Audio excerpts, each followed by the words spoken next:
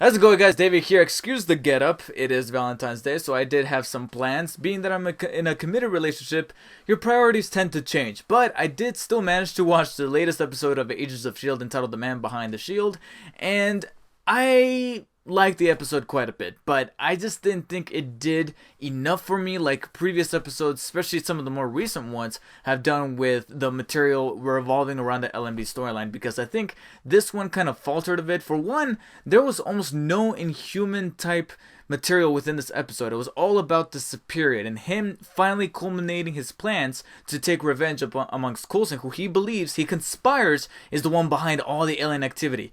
And even to Coulson, this shit seems ridiculous, and we get that message by the end of this episode. But leading up to their big confrontation was merely just a game of cat and mouse. In fact, at one point, Daisy even calls it a game, where it's like tracking this location to this location, this signal to this signal, and for a while it was kind of losing me. However, there were a couple of interesting things to kind of keep me entertained and kind of keep my attention going. For one was this backstory to Coulson and May prior to, I'm assuming, it just says some time ago, the little subtitle just says some time ago, but I'm assuming this is pre-Avengers, pre-Nick Fury, pre-even Iron Man, pre-Tony Stark going to the press conference saying, the truth is, I'm Iron Man. That was supposed to be my Robert Downey Jr. impression. Terrible. But I'm assuming this was a while back, even before that, because Coulson is very humoristic. Almost every line of dialogue he has is a pun or a joke or just something some kind of witty retort. And surprisingly enough, the same exact thing could be said for Agent May in this past, because May is pretty much Daisy, or pretty much Sky, that we know her from Season 1. She was pretty much Sky from Season 1 in this flashback, and I don't know how I feel about that. It kind of threw me off a little bit. I understand that this was prior to the events that kind of shaped her into the character that she was, before Bahrain, before she even meets Andrew, who she kind of hints there towards the end, but I just thought it was just a little off-putting to see May in that type of perspective. But them trying to retrieve an 084, which is a nice little callback to the second ever episode of Agents of S.H.I.E.L.D. That was the title for that episode when we first got introduced to the team. I thought that was actually kind of cool. And it's funny because this flashback, besides kind of fleshing out the little spark of a romance between Coulson and May, didn't really do anything to kind of flesh out the Superior's motives. In fact, you see him in the background in passing. But that was the whole gist behind the joke, because later on when we catch up with the Superior finally meeting Coulson after Coulson and his team finally track them down to that Russian base, Coulson's even like this entire time like just the look on his face like, dude, I don't even remember you, I don't remember the mission, I don't remember, and I like it that they were kind of self-aware in that respect. At the same time, I can't exactly excuse him for being clever with it, because it is kind of like, as a viewer, I'm still kind of being put through this material that is kind of vanilla, so to speak. But at least you kind of saved some of the quality of the episode by being self-aware that, yes, from Coulson's perspective, this shit is just some random ass type of thing. But it is somewhat clever to take an approach at what you consider the random henchmen that Coulson and his team would randomly beat up in a mission, and only for that henchman to then kind of grow, kind of increase their stamina, their physicality, their mental stability, their intelligence, all that, and definitively become superior. And therefore, we get this version of a superior being, only they managed to kind of form ties with the current L.M.D storyline that Coulson has under his belt. Other little things to kind of take away from this portion of the episode was Mace keeping his composure under torture, under brutality, under all that. This kind of gave me a newfound respect for the character. Well, not to say that I wasn't respecting the character before, but now I'm actively rooting for him. I'm actually hoping that he survives through the ordeals that he's put from here on out, because he took some major shit in this episode. And the other thing would be Fitz feeling bad for the technology that he created.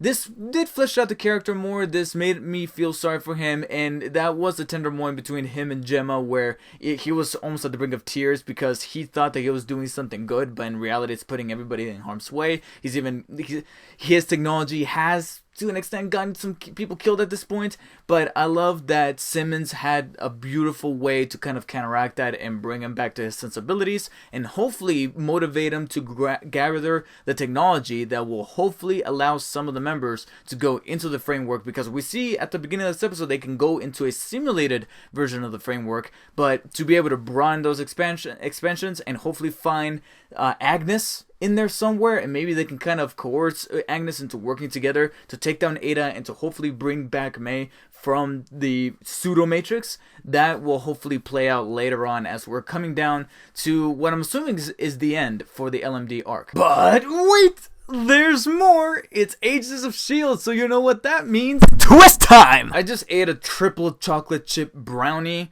I'm starting to get a little hyped. I'm sorry, guys. Simmons caught something that even I felt was a little off. There was something about the editing and the pacing within this mission of Coulson managing to find Mac there, who was in trouble, and managing to find Mace, and then their lead up to meeting up. It was also convenient of how well they met up there right behind the submarine towards the end of the episode, that even I was like, there's something off. There's something weird about the way they're meeting up with each other and the pacing of it all.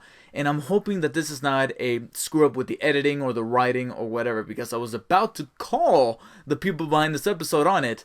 But then Simmons says, wait a minute, if she had a beard, she would be stroking it. And that's when I knew. That's where I knew. That's where I reminded myself there was that one shot of Mace getting the shit kicked out of him, and Ada's looking at him right through that tiny little window. That's the first image that popped into my head, and that's where I was like, they got switched. Motherfuckers got switched. Alright, it 1, 2, or perhaps, like it turns out to be, all 4 of them. Quake, Coulson, Mace, and Mac have been swapped out.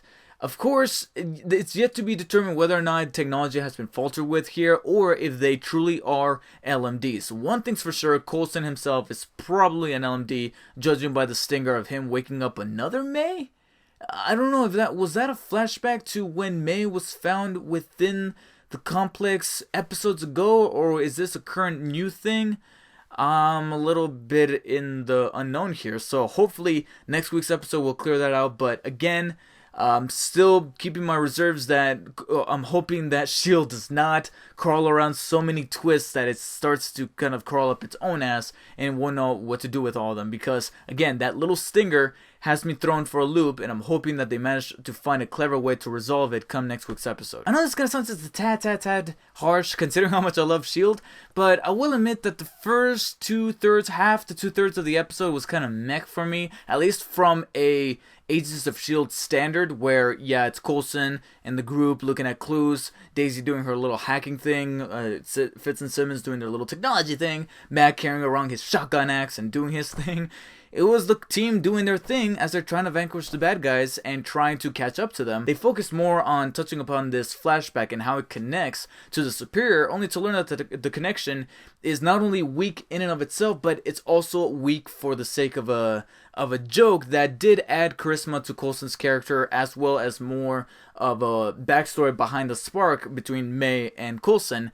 But that's not enough to kind of flesh out an entire episode. That feels like more suitable for like the third of an episode, and maybe they could have done something else to sandwich in some more content within this one. So I'm going to be giving the man behind the shield a very high 7 out of 10 for this week's episode of Agents of S.H.I.E.L.D. because it was good, just didn't really do anything for me to be like one of the more memorable ones to come out of the L.M.D arc. So that's all I have to say about that. What do you guys think? Do you think this was a good episode of Agents of S.H.I.E.L.D? Have I watched it? If you have watched it, please let me know in the comments. What are your theories of how things are going to play out from here on out? What do you think is going to happen with those L.M.D bodies that have replaced our top superiors? And do you think it's time to take motherfucking Ada down? Please, because I'm getting tired of her Resident Evil villain ass. Please, let me know your feedback in the comments, like and share this video, and of course, subscribe for future Agents of S.H.I.E.L.D. reviews, as well as plenty of other videos about other things from Marvel to DC, mostly Marvel. And of course, do not forget to follow me on Instagram and on Twitter at DarkSpiderDavid. Thank you so much for watching, and until next time, guys, take care. I am coming down on a crash. And before I forget, happy Valentine's Day. I hope you spend a joyous day with your loved one, and if you're single, I hope you beat it to the rhythm of your own drum.